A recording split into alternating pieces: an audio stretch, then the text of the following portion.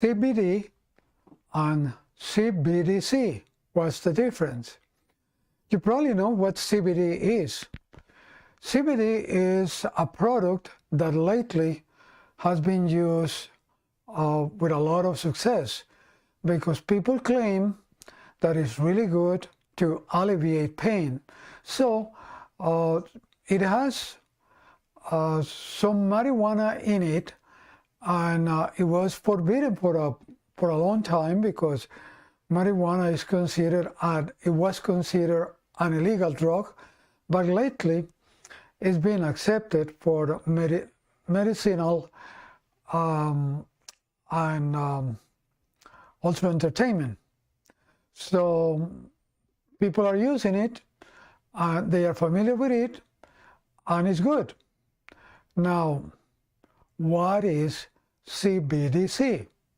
Many people do not know. I shouldn't say, well, no, it's fine to say CBDC. I was going to say that I should have said, what are CBDC?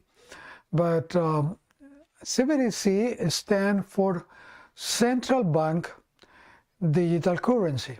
Or no, not digital currency, digital coin. So that is very dangerous. Central bank digital coins are very dangerous because they work on the digital world. And on the digital world, everything, excuse me, everything is controlled at the server level. So if the central banks issue a digital coin, they would have total control on those coins. So much control that they could assign the rights to it. They could assign who can use them and what they can use them for. So it is very dangerous for the population. There's been a lot of issue lately with digital coins, especially because there have been some, there is a lot of volatility with the digital space, with Bitcoin. And the reason is not everybody accepts them yet. That's the main reason they are so volatile, because there is very few people involved in it. So, and the other thing is, it is decentralized, so there's no regulation. And you could say, well, that's terrible. No, not necessarily. Regulation many times limits growth, limits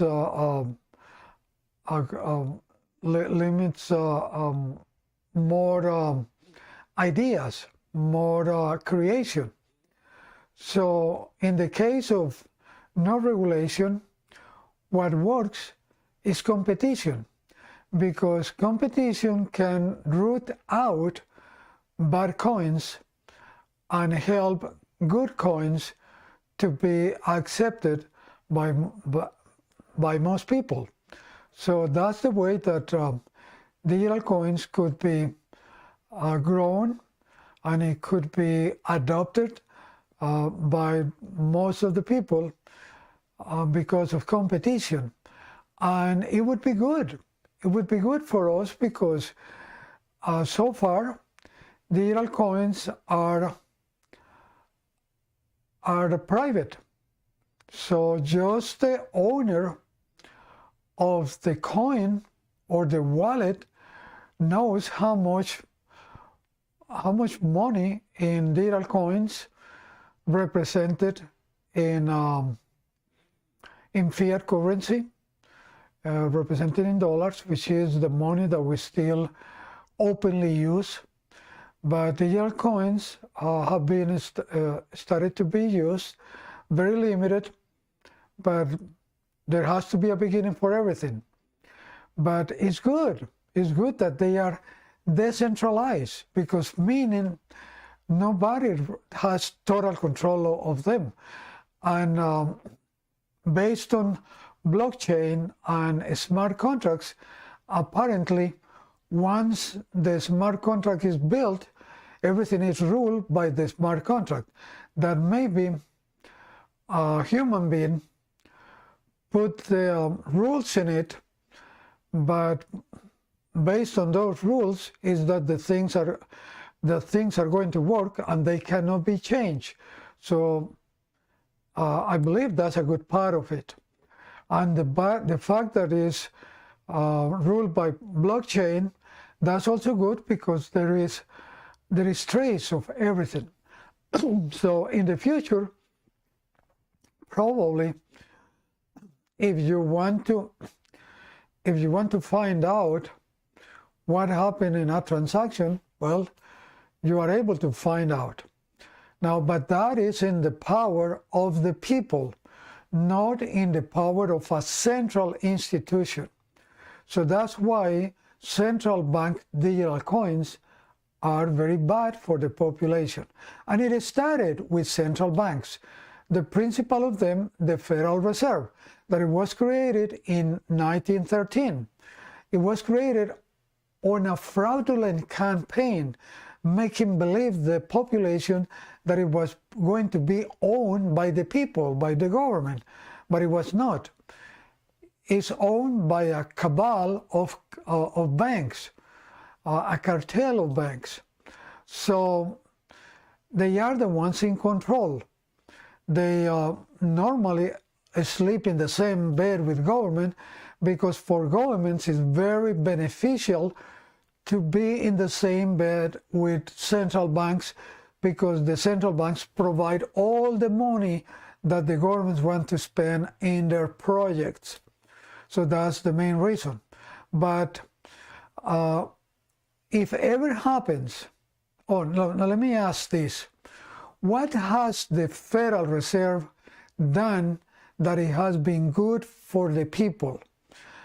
Name just one action, one good deed that the Federal Reserve has done good for the people, and I'll sit down to wait for your response because I know how long I have to wait. So, but if you can find a good deed that the Federal Reserve has done for the people, please let me know. I have learned about the Federal Reserve for a long time. I have studied them a good amount. I'm not going to say that I'm an expert on them, but I read a lot of them. I have listened a lot about them, and I have my understanding. So my understanding is that they have not done anything good for the population since it was created. So if the Federal Reserve is the first one of these banks, and those banks don't do anything good for the people, then it is also understood that when they enforce a central bank digital coin, that's not going to be good for the people because it's going to be totally controlled, totally monitored. So there won't be any privacy. A lot of people say, yeah, but we don't need really privacy much. I mean, if you don't have anything to hide, you don't worry that people look at your business. But we're humans. We normally want to have something for ourselves, something private that not everybody knows. So once the central bank digital coins are enforced on the population, there won't be any privacy. Everything would be totally controlled and monitored by them. And if we don't do anything that satisfies them, that they like, then they could restrict our use of those digital coins. So imagine that you don't agree with certain resolutions that the bank takes or certain laws that the government implements, and you challenge them. Very easy for them just to get on your account and restrict the use of your money. So imagine that you don't have use of money that you cannot go to the store and buy stuff that you need. That's the same thing that will happen when there is no more cash. Why are they fighting so much cash? Because it sometimes could be filthy, sometimes could be smelly, and maybe for that reason you could say that it would be unhealthy.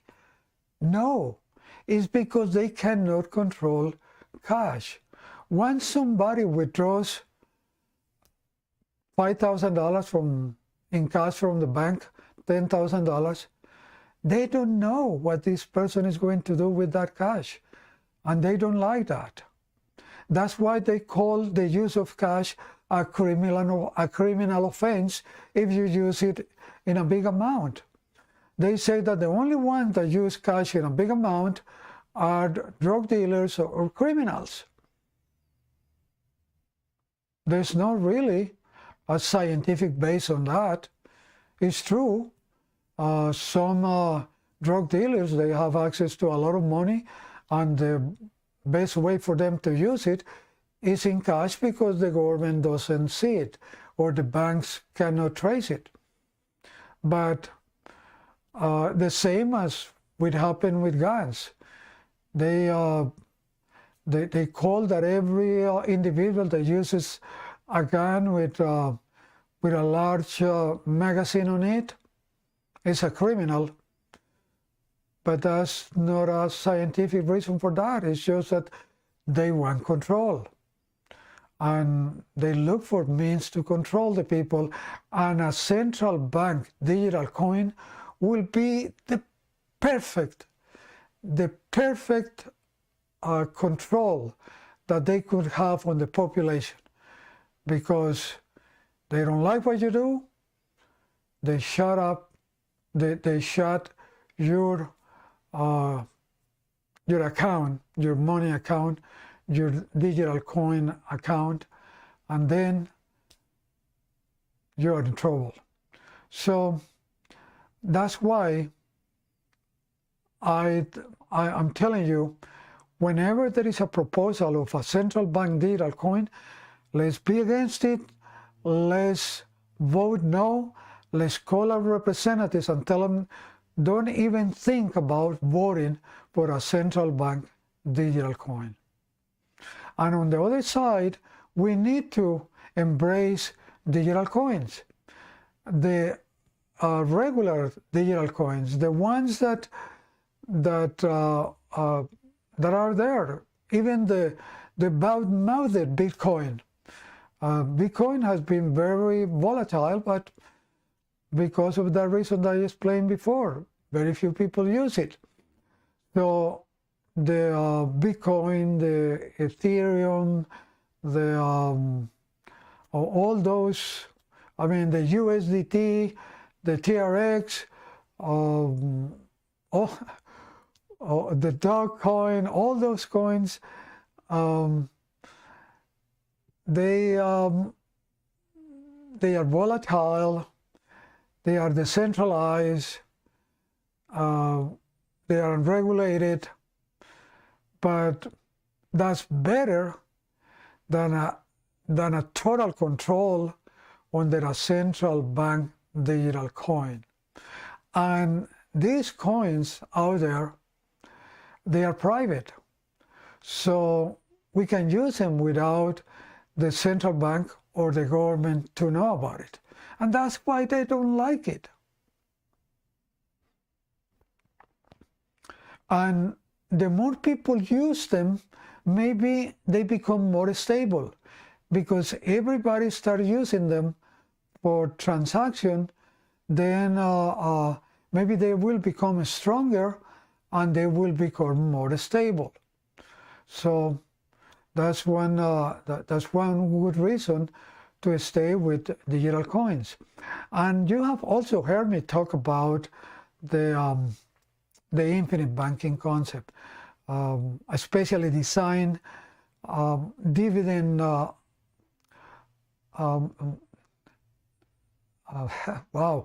specially designed whole life insurance contract with the paying of dividends from mutual companies. The word that I was missing was paying. So the infinite banking is a specially designed dividend paying whole life insurance contract with a mutual company. And why am I so passionate with it? Because it's private. People can have a lot of money into it and they don't have to disclose it on their taxes, and the banks don't mess with it, the financial institutions don't mess with it, and the growth of the money of the owner of the policy is tax deferred, and it can be used tax-free at the end because of a death benefit. That death benefit gives permission to spend to people that owns those whole life insurance contracts. So I love it for that, because it's private. As the same reason I like digital coins. I don't love them yet, but I like them because they are private. And competition will root out bad coins. That's what competition does. Competition helps the good company, the company that serves the people and don't trick them and don't steal from them. That's what competition does. When there is a monopoly, that monopoly abuses of the power that they have. But with competition, the good deed, the good coin, root out the bad coin. So I invite you to learn about the infinite banking and the digital coins. I don't know much about digital coins yet, but we can talk about, and I can share with you something that I'm doing with digital coin that is working fantastic. So contact me at jorgeeherrera.com and we can chat about the infinite banking and digital coins. Thank you.